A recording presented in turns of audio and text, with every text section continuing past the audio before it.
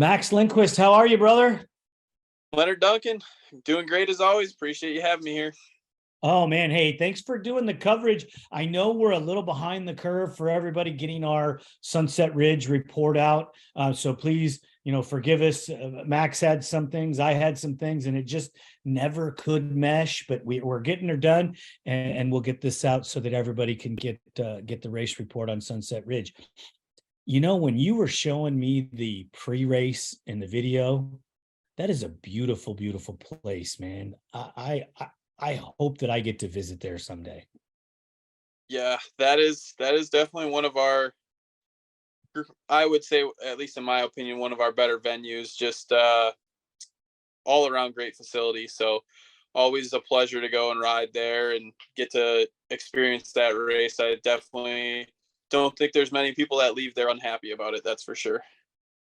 Oh yeah, because just even if you're not going there racing, like if you were just a local and you could go there and ride and practice, or camp out for the weekend, and teach your kids. I mean, this just looks like an amazing facility. I mean, Yeah, we most got we got rocks and sagebrush out here. So no, there's some nice green grass and some nice hills and elevation involved there, and they do a great job of giving us a good racetrack. So it's awesome. we were talking in the pre-race about how rough it was going to get and some of the things that you were worried about with the loose dirt creating some different style braking bumps and things like that. Did that manifest? Oh yeah, it was a brutal day, but it was very uh, almost different than our normal sunset races. Like, if that makes any kind of sense, it's like if you've been there and raced at this facility year after year, I feel like you never know what to expect when we go there. But it was definitely a different Sunset Ridge than we've had over the last couple of years. It was a little faster pace, and like you couldn't say the whole track was bad. Like, there was some spots on the track where you got to rest, and there were some smooth sections that were very well flowing and stuff. And then, like, where it was bad, it was bad. Like, where the track started to deteriorate, it just really deteriorated, which normally you go to that track and you just expect this kind of deep, rough, like beat track the whole way around. But there was 40-50% of a racetrack that was pretty hard and pretty fast. And that made for some interesting racing, because you'd go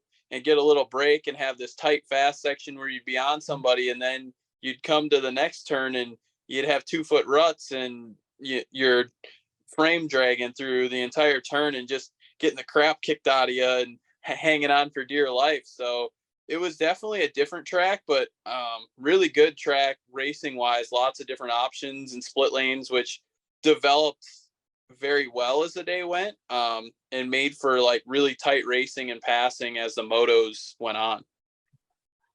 Well, that sounds like a lot of fun. You guys raced Saturday, and the weather was pretty good, not too hot, not too cold, and no moisture, I'm assuming. Yeah, no, picture perfect weekend if you're a racer. Like, that's what you dream for, is good sunny weather and not a drop of rain in the sky. So really, other than the guy in the water truck that had to got bounced around all day in there, um, other than that, like, really good day for everyone. So, but I mean, a little warm in the afternoon. Definitely track was very physically demanding as the heat rolled in. Like, it's always, you drop into a valley there and it gets pretty sticky in the bottom of the valley, but it wasn't anything crazy. But it definitely, like, as the day progressed, you could definitely see some fatigue in some people, and who was ready and who maybe wasn't as ready for that. Yeah, I'll bet. So we're going to get into the pro race and everything. I want to talk a little bit of WMX, because there was a young lady there that has whole shotted in the past, seemed to want to lead the way in the beginning portions of the race, and she's not well known. Yeah, and I know who you're talking about because I just looked at the results, and I'm not familiar with her myself, to be very honest. But definitely put in some good laps and is making a name for herself. Yes, I mean she ended up on the podium in the third spot. I know Ellie Roush had some issues. Ellie, I hope everything's going better for you. Get yourself together, and I hope that those results come back for her. I don't know if it was mechanical or physical. I just know that she was having issues, and I apologize for not getting enough information on that. But Andrea Berger came out and ran the 2-2. Yep. It's great to see her back. Being a three-time champ and doing what she does to promote the sport. It's great to have her out. We did miss Neve Shaw though. Yes. Hopefully see her back at the next one. As far as I'm aware, she should be at the rest of them, but definitely left that third spot open though, which made for interesting racing. It wasn't your three top riders out there battling it out. You kind of had a different mix of riders battling it out there. So good to see different talents making its way to the top in the class. Exactly. Was there anything that stood out for you in Kinsey's performance and the way she's been riding that I mean, to be honest, I watched her more in the B class, and she's just continuously progressing very well. Definitely doesn't back down to the guys, which is good to see. Just you can tell she's getting more and more comfy or comfortable on the machine as the years going, and slowly just working her way farther up in that pack and continuing to be dominant in the WMX. Pretty at this point, I'd say status quo weekend for her. I think we got it wrong. Shelby, I cannot say this name. I didn't try either. Shelby, I apologize. If you want to hit me up and, holler at me and chew on my ear for not being able to pronounce your last name, please do so. But Shelby got third with a 5.3. Olivia is the one that did the whole shot and got the whole shot award. I believe she whole shotted both motos, and she is riding a hybrid Honda similar to Kinsey's, and it's just getting faster and faster and faster. So I think that is going to transition for her to do better. Same with Shelby coming out of nowhere to jump on that podium. So that's awesome for those two young ladies. I apologize for not being able to say your name, Shelby. So I feel like yeah, but we'll just skip on to that. I like to keep it real. There's just certain things that I'm not that great at, and pronouncing that name is one of them. So it's not a bad name. It probably sounds once you say it, it's probably way easier than sounding it out. But Shelby's doing real good coming out there and getting a third like that. It was her and Olivia that swapped the 3-4. They did great. And you can't take anything away from Kinsey, who's perfect at this point. Yep. 5 down. So I think for them, that means if she wins the next round, I believe with how their points and drops work, she should have a championship wrapped up. If I'm correct on that, I don't know if WMX is 2 or 3 throwouts, but I would assume if she has 6 straight, she would lock up the WMX title. Okay, well let's push that information to 7, just so that it keeps it fun for me, and see if she can go perfect for the year. I'm sure it's been done before. Maybe it hasn't been, but not in a while, for what I'm aware. So it would be. Do you know what B class she rode? Oh, it can't be production B because she rides the hybrid. So I think it's open B she runs. I don't know how she overall ended up. I just know the first moto I watched, she rode exceptionally well and made some passes and worked her way to the front from a mid-pack start. Didn't get all the way to the front. I think she was third or fourth, but definitely has the pace to run with that top three. Yeah, I don't. Yeah, she ended up fourth with a 3.5 in the Open B. Okay. So, I mean, she put herself in position in Moto 1 to definitely get on the podium. You know. Yeah, I would expect for her that has to be her goals, is to get on that box by the end of the year, if not win that race. So, and I wouldn't be surprised to see it happen. You know what? I was looking at the results, the points, and I believe she's in the points in the top three in that class. I could be wrong. You know, I don't look at it closely enough to know exactly where that breaks down. But Kinsey's doing awesome. There again, you never know. Andrea, as strong as she is, she could come out and take a moto away. That would be heartbreak for Kinsey not going perfect, but you know, you could see that. Neve could surprise everybody too and raise the bar and do it as well. Yeah, I think there's lots of possibilities there. I think honestly, the biggest one's going to be, is Kinsey at this point is going to be her biggest enemy, is her making mistakes. Obviously, she's proven she's the fastest rider. Now it's more doing it every weekend consistently, getting through hole shots clean and all that fun stuff. So obviously, you got to line up and go racing to figure out who's going to win. So can't say it till it's done, but she's definitely the favorite. So I'll be curious to see if she continues the streak she's on, or if there's some kind of mix up in that order. Right. You never know. Hey, if the favorite won everything, why would we race? Exactly. Yeah, it's awesome. So let's go into the pro sport, because what it looks like is Zachary Kaczmarek. Zach Kaczmarek.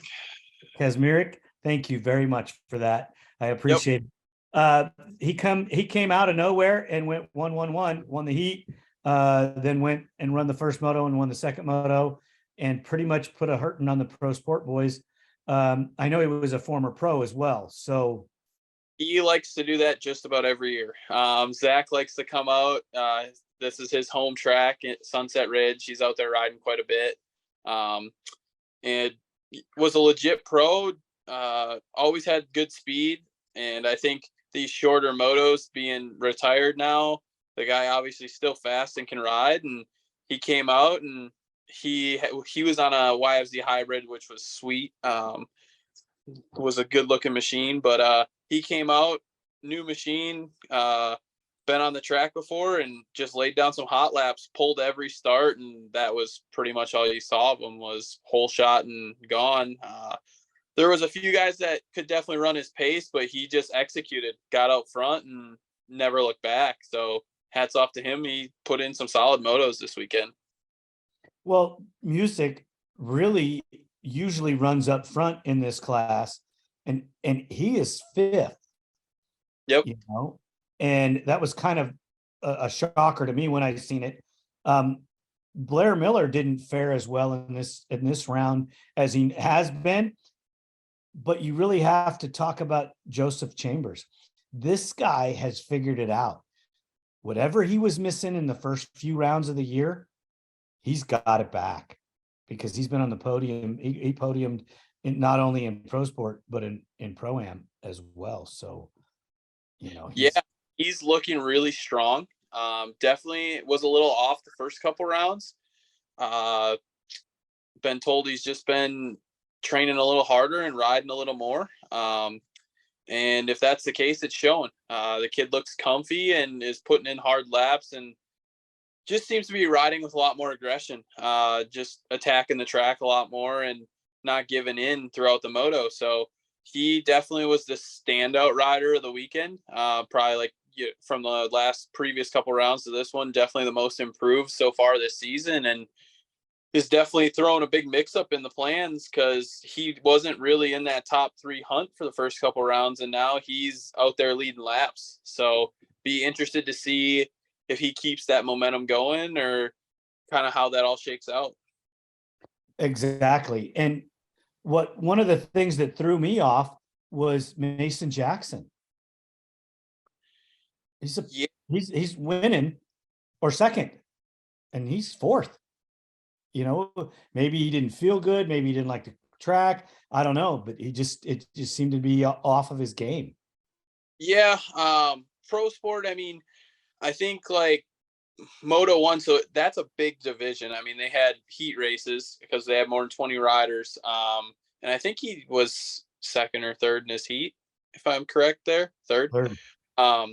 And what I noticed with him is he just didn't seem to execute his starts this weekend. And this is a track when you get behind and it's brutally rough like that and you're eating sand, it's really hard to continually push at a faster pace throughout the moto without making mistakes. And I feel like that's more what we saw from Mason this weekend. Is it was a really rough track, and he, dug himself a little bit of a hole, and the start's not coming out up front. And then they're all really close in speed right now. And I just think for him to try and get up front, he really had to do something special. And I felt like as soon as he was like starting to make ground up on people and close the gap, all of a sudden there would be a little mistake or a bobble that would cost him the time he made. And I don't necessarily see him making that mistake every weekend, but definitely a little bit of an off weekend for him. And I would expect to see him come back swinging pretty good at the next round. Mason's coming off of a injury last year. Do you think he's going to step up into the pros at the end of this year? Or do you think he's going to stay down one more year? I'm not really sure. There's a lot of guys there, that whole top 5 that you could kind of ask that question about, with a lot of guys. And I think it's a little early in the year to really see who's ready and who's not and what they're going to do. There's only 4 rounds left, but yet there's 4 whole rounds left, and a lot can happen in 4 rounds. There's, an entire summer here to progress and change. So, they obviously all have the capability to, but no one has really stood out and like made themselves the guy to beat either. So I feel like with that competition being there, these guys might all continue to race each other until they figure out how to separate themselves a little more as well. Definitely a lot of decisions to be made there by a couple of riders, I feel like. Well, one of the guys we didn't mention in pro sport was Londerville. Yep. He had a great week, great motos, with winning his heat, winning the first moto, and then taking a 2 in the second moto, and rode super strong in the pro sport, like he's been doing, off and on. He's had some downs, but he seems to be developing quite well. Yeah, one I obviously partake to quite well, being close with that program. But he's had his issues and his things that he's working through, and that's also a conversation I think we've started to have on what he wants to do and what's right. And a lot of it, like from what we've gathered and talked about, is more like see how the season plays out. We've seen really, really good strides and really good races and moments, but we've also had some harder, tougher times. So would like to see him get back on the upscale, and he's moving in the right direction. Pro sport was a really good step, winning that first moto, and then working his way through the pack to a second place finish in the second moto. Was great riding, good performance. We would just like to continue to see something similar to that as the year goes, and try and, that's going to be like what we've discussed. I feel like that's going to be the big thing in these classes, is no one has had the 2 weekends in a row out front or really separated themselves where they're gone by 10 seconds. Like, this group's really close. And I feel like as the year goes here, we're going to find out who's really putting in the work. And I feel like there's going to be someone that starts to separate themselves and pull that points gap and get out front. And, obviously I'm working with Jayden and hope it's him, and that's the plan. But we'll just kind of have to see where everyone shakes out at and how it all works itself out. Well, let's go back talking about Mason Jackson, because in Pro-Am, Mason ran second in the second moto Yep, and 18th in the first. I don't know if he wrecked or had a mechanical, mechanical. but it looked like he had figured it out in the second moto, or he just came out pissed because I it would took him out of the running. that's a good way to put it. Came out pissed. He was riding very well the first moto. Like it wasn't like he had terrible riding this weekend. Just subpar starts that made him have to come through the pack, and he was riding very well and had a very unfortunate.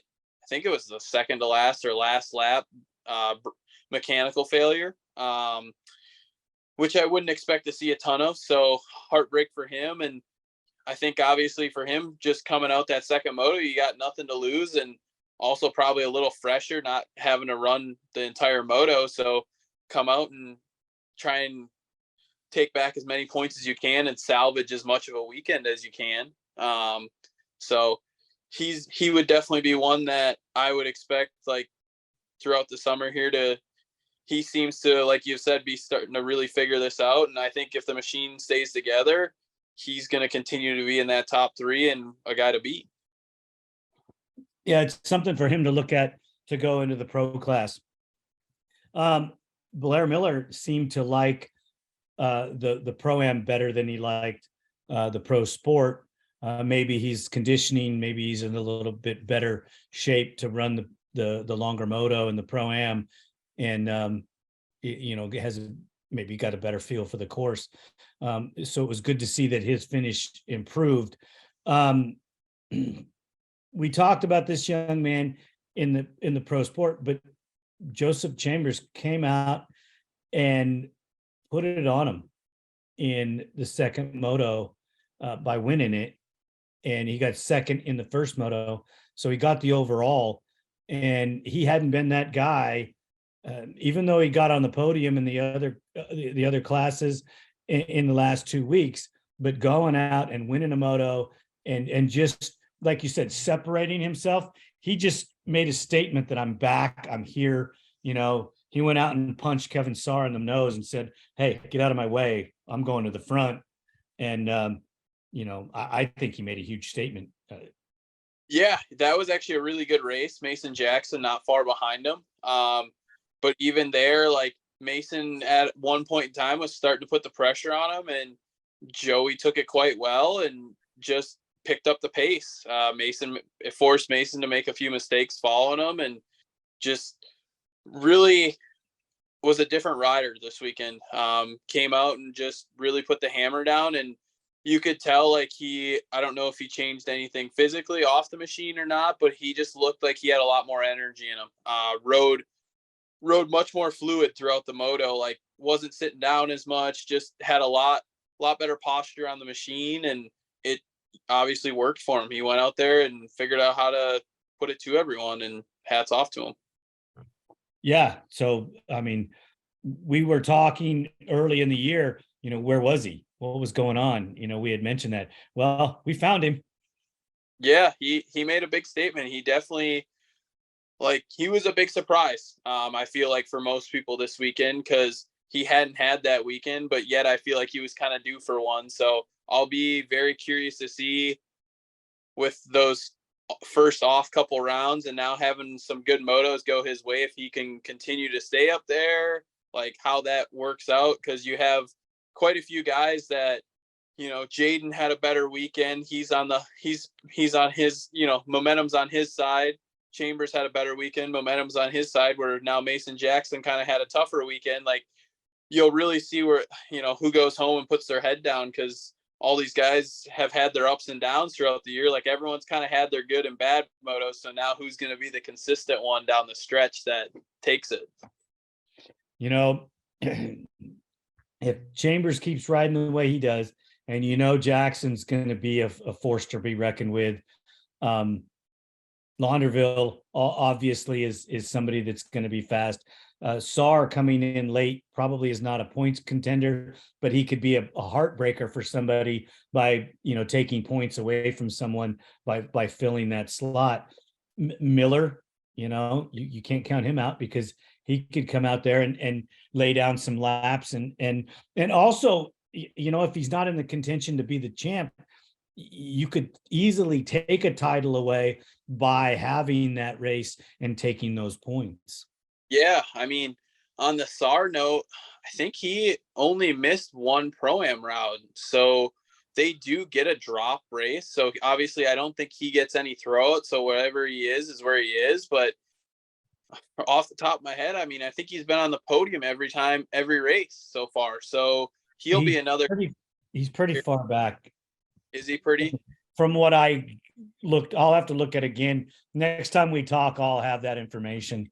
Yeah, but I mean, if he continues to ride the way he is, like, I could definitely see him being a top 3 threader, like you said, really hurting someone's points run by stealing another overall or two. He definitely has that capability. Oh, I totally think he does. Maybe he didn't get a good start and he had to fight his way through. I don't know. I didn't get to see the race. But well, so the big weekend was his machine in the second pro moto, he had some mechanical issues and he actually rode a different machine in Pro-Am. He was on a Yamaha for pro all the time, and he rode a Honda hybrid in the Pro-Am class of Brett's on Sunday. So I don't know if he's ever even rode that machine before. I know it was Brett's Honda that he was riding. So I think for him, it was more of a salvage weekend. Like, he went out there on a machine he's probably not very familiar with, and still put it in the top 5, I'm pretty sure. So for him, I would say that's got to be quite a big confidence booster to be able to go out there on a machine that you ain't rode ever and still run with those guys. I saw a post. I apologize, everybody. I saw a post and he said he liked it. Did he? Yep. Didn't get real elaborate. I also saw a post that he's going to get to race at home.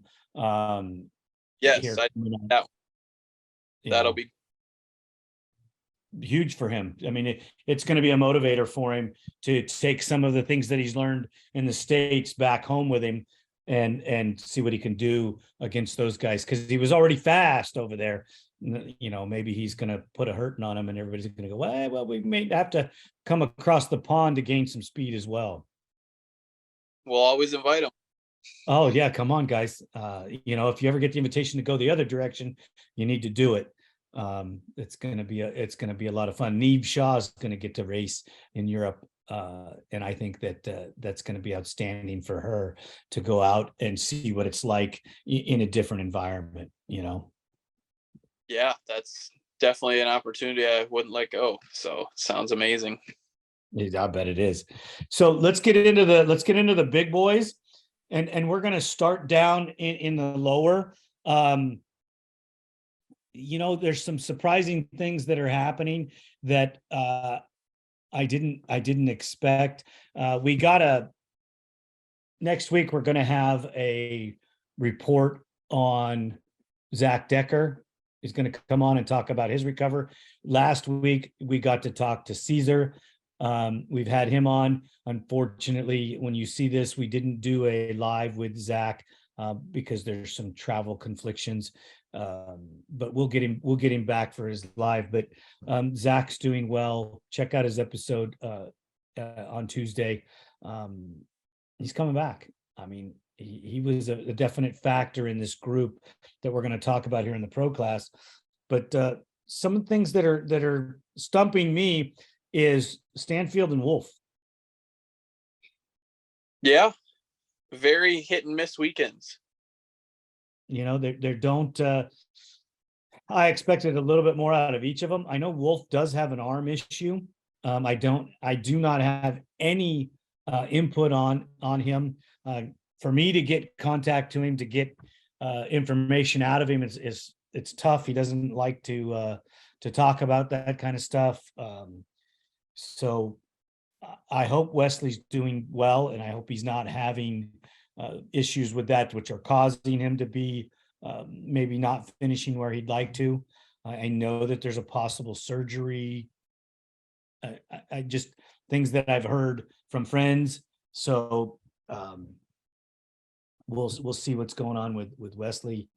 I don't know. You may have some feedback on it. Yeah. I mean, he always gives it 110%. I know that. And, I'm not sure recently what's been going on.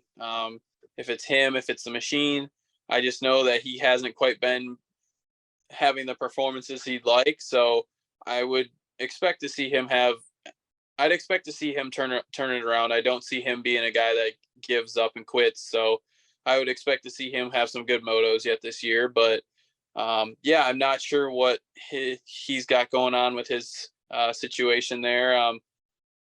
Don't know if he just, like you said, was just struggling physically with the machine. Never know. So don't want to speak on his behalf there. So, but definitely I'd expect to see him make some strides forward yet this year. Didn't he switch from Honda to Yamaha? Yes, sir. New machine this year. So that could be some of it. Yeah. I mean, I for one, I know he didn't get a ton of off-season training with all the injuries and all that. I know he doesn't ride a ton. Obviously the guy works a full-time job, hats off to him. So not really sure if it's something with the machine just not gelling. It's a new machine and you're at a sand track. We haven't had many rough sandy races yet this year. Maybe the machine just wasn't dialed in for him and he wasn't comfy. But I would say we're headed to Maryland, his home race next, a track I'm sure he's ridden a few times. And I would say if he's going to have a good bounce back weekend, I'd expect it to be coming up here soon. Well, let's hope that happens. I hope Logan can get some of his momentum back and get back up in that group with you guys fighting for that podium spot. He seemed like he had found something in the beginning of the year. Maybe he's lost a little momentum. Maybe there's something going on that behind the scenes that nobody's seen. But it was a little surprising to see Logan back there. Somebody's going to end up back there anyways, but I just, with some of his momentum, I expected him to keep climbing. We're working up the tree, and then we have Mr. Consistent, who always seems to end in that 7 spot. I don't know what's going on with if you have an attachment to the number, or I don't know what it is. I mean, it would seem to appear that way. That's the best answer I could give you on that. On another note, every weekend we've been making some changes to the machine, myself, and we're working forward. The paper results haven't necessarily showed all that, but the speed's getting better. Went 7.6 this weekend, not 7.7. Moved up a position the second moto, and I mean, at the end of the moto, I was a second from 4th place. So kind of not the moto I would have loved. I'd have rather been in the top 5, obviously. That's always the goal, but we're getting closer and learning what I need to do to get there, and would expect these last couple rounds to be better. We're just continuously figuring out what we need to do, and going to keep grinding and keep working to keep moving up the ladder. So before we get into the next batch, I know that I've seen some posts for the Team USA thing. Do you think that when they pick the 3 riders, since the points are Joel, Bryce, Rastrelli, that they would pick those 3?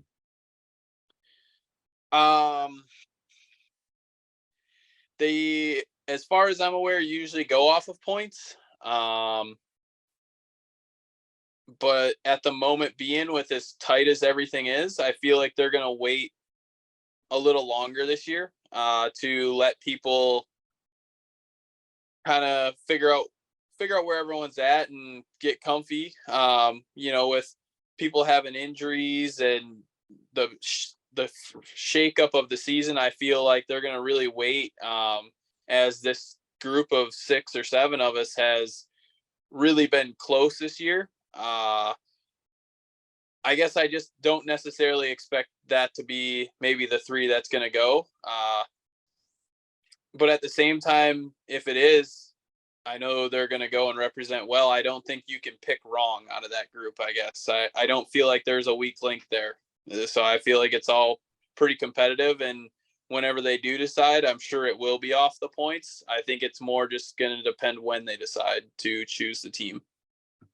Yeah, I think it's going to probably be after next round. It's kind of what I would expect. I know they have to get that container off sometime. I think it's by the end of July or so.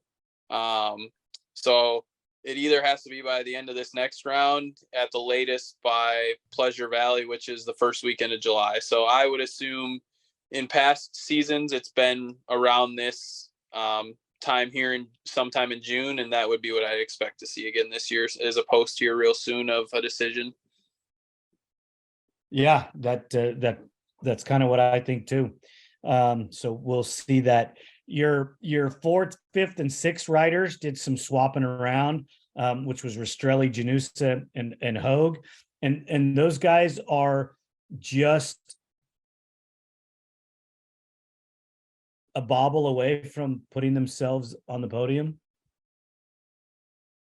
Yeah, I mean, I feel like it's that way with the whole group. The start has been the big separator for all of us. Like Janusa got up front right away the first moto and ran second for quite a long time. I think that's been a really big factor this year, is the group's really close, and it's a lot easier to start up front than it is to come from behind. And that's kind of what we've been seeing. But at the same time, Bryce Ford made a last lap pass on Janusa to get up on the box the first moto. And then Brandon Hogue has been consistently like trying to get in that top 5 and having strong finishes the motos. So definitely I'd say a lot of it comes down to, at the end of the moto, who's got a little bit left in the tank and who doesn't make the last mistake. Yeah, between everybody, I mean, with the improvements that you're making, you could take 7th through 3rd and change it around every moto and really mix it up. That'd be the goal. So that's the plan. But Bryce is riding at a higher level right now and putting himself in position to be on the box. Yeah, I mean, he's definitely been he's been on the box, I think, every round but one. And he just seems to do what he needs to do out of the start and gets to where he always is in contention at the end of the race. And he's made the right moves at the end of the motos and been finishing strong. So I definitely would say he's the guy to beat for 3rd at the moment. But it's definitely also still a race for 3rd. That spot's definitely very easy to mix up and change depending on starts and who comes out on their game on what day. Right. I think it's going to be a shootout here in these next few rounds. I really do.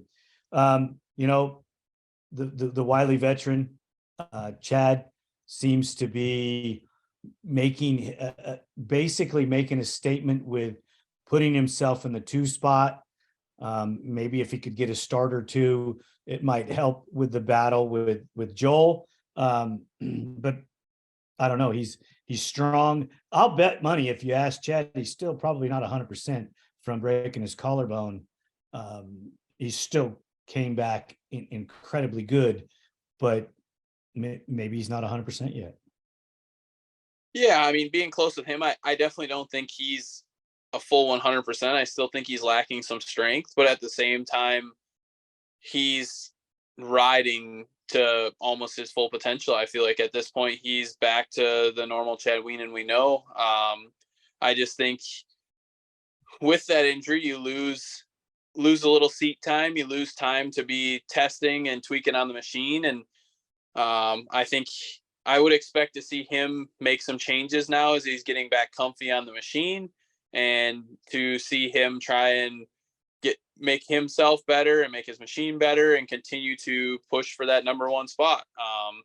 He doesn't like to lose, so I would expect to see him continue doing the same thing And I would totally agree. I think a lot of it's going to come down to his starts, where he takes off. If he'd get a start, depending where Joel takes off, you could see a battle at the end of the moto. Yeah, I mean, Joel's been coming out in the top three every time, so it's setting himself up for a positive, quick entrance into the lead, because he's making quick passes. He's not waiting. One of the things that intrigues me about Joel, but scares me at the same time, is he's just so fast. He's not slowing down. No. He's, you know what? If you think about it, if you look back, he's riding with a vengeance. It's almost like Gatorback. He's still pissed. Every time he goes to get on the machine, he's pissed because what happened to Gatorback. Yeah, I mean, he had it at Daytona too. I just feel like he's at a level of comfort on his machine, and confidence that no one else just has at the moment. Like, I feel like he's figured something out, and has got really comfy on his machine, and he's out there. I feel like he's out there riding at 90-95%. I don't feel like Joel is out there pushing the ragged edge like he used to. I feel like he's much more under control and just out there clicking off laps and doing what he knows he needs to. And it's quite a deadly combination at the moment. Yeah, the guy's just freaking, he's on fire. He's putting on a clinic every weekend. Anybody that's watching is mesmerized by what he's doing on the back of an ATV. Yeah, I mean, he's just got sheer speed that no one else has at the moment. I mean, there's a lot of fast guys, but he's got something figured out that none of the rest of us do at the moment. And unfortunately, for us, we got to figure it out. Yeah, well, you go back and you start looking at some of the guys in motorsports throughout the year, like Jeremy McGrath did it. Ricky Carmichael did it. You could see a Jet Lawrence doing it, because that guy's just freaking incredibly fast. You MotoGP guys like Rossi and Marquez, did it in their perspective worlds. Not forsaking the Woods guys that have won 9 and 7 titles in a row. I mean, that's a lot of races and a lot of wins. So we'll see how Joel progresses throughout the years. Even if he decides to shoot for the number 8 or 9, you just don't know. You never get a positive answer out of him when you talk to him. Yeah, I think he just keeps it very simple and race by race. Like, I think that's how he kind of attacks everything, is just, the championship's the number one goal, and we're going to show up and go racing every weekend and just go from there. And whatever that mentality is, it works for him. He's got it figured out to a science, where he shows up and never has a bad day right now. And it's pretty impressive. Yeah, the team's working on overtime, I bet, to keep that machine in one piece and making sure that they don't have any problems, because how upsetting would it be for, him to get towed back into the pits or something and take a win away from him? Yeah, I don't see it happening. They seem to, since they've made the switch to the Yamaha, I feel like that program has definitely made some good strides on the mechanical side of things. They seem to really have got a tight, good program going for them, and don't seem to have near the mechanical issues that maybe held them back in the past. So I definitely wouldn't expect to see that happen yet this year. I think they have a very good program running underneath him. I think so too. Hats off to that group. They're doing amazing. We're heading to where are we going to next? Budds Creek, Maryland. So what do you think we can expect there? Similar racing to Sunset. Lots more elevation. Rough track. But yet I feel like you're going to get some harder sections. I think very similar soil to what we were just on, and I'd expect the racing to be very similar. I just think a lot of it's going to come down to hole shots and who gets up front early and decides to come out and rise to the occasion on the day. Obviously, you got your favorites as normal that I wouldn't expect any different, but I think that battle from the 3 spot to the 7 spot's going to be wide open again. Yeah, I agree. I agree. You guys are duking it out back there. Maybe if you guys wouldn't fight amongst each other so much, you might be able to push your way into the 2, as a group, into the 2 spot. Maybe even if you take everybody and just start moving forward like they do in bicycles, where the pack just moves forward because they're not fighting amongst each other, or they're working together to get closer to the leader. Maybe you guys ought to try something like that. Yeah, that'll be fun to get everyone on the same page there. But no, I would expect a pretty similar racing to what we've seen, and good racing, and hopefully we have good weather. I haven't really paid too much attention yet, as we're got a little ways out yet, but new venue for us, which would be really good to see. Haven't been there since 2012. So I think everyone's excited to get on a new track that no one really has much an advantage on for riding wise. So we'll also see who adapts to a new track, better than others, if someone gets out there and just finds a groove quicker than everyone else. Well, I hope that that's the case. You weren't even born when they raced there last time, right? I was, if it makes you feel any better, I was on a 50 CVT when Joel and Chad were battling in the pro class.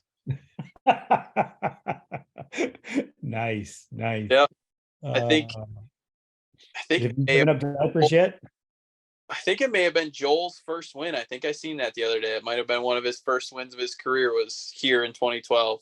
So I will say I only remember the race because I do remember having a win there in the 50 CVT class. So, good vibes going back there. Awesome. Awesome.